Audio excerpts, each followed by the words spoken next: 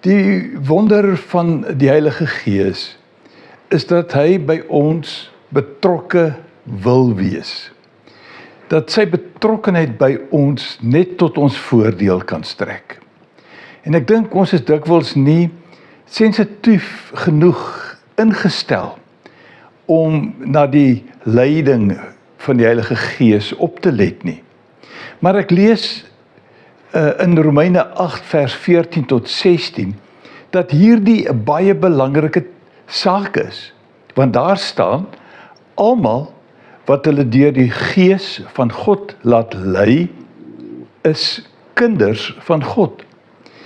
Die feit dat die Heilige Gees jou leidsman is, die een wat voor jou uitloop, die een wat jou raad gee, die een wat jou waarsku ensovoorts, is juis 'n bewys daarvan dat jy 'n kind van God is.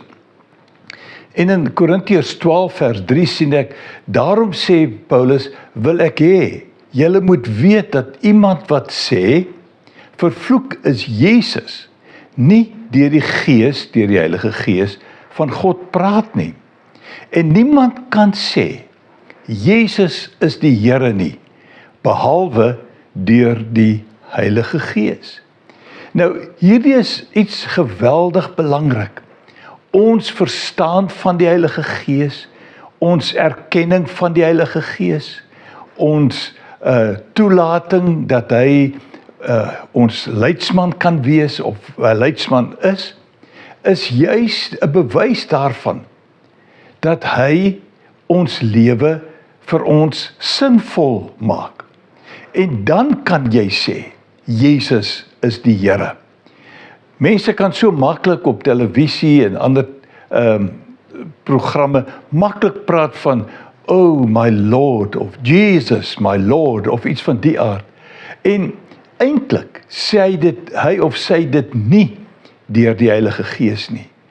Dit is die Heilige Gees wat 'n mens help om hierdie groot waarheid in jou lewe te bely. Jesus is die Here.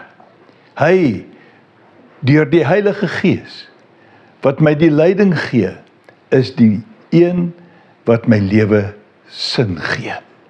Kom ons let op na die leiding van die Heilige Gees in ons alledaagse lewe. En loop mooi.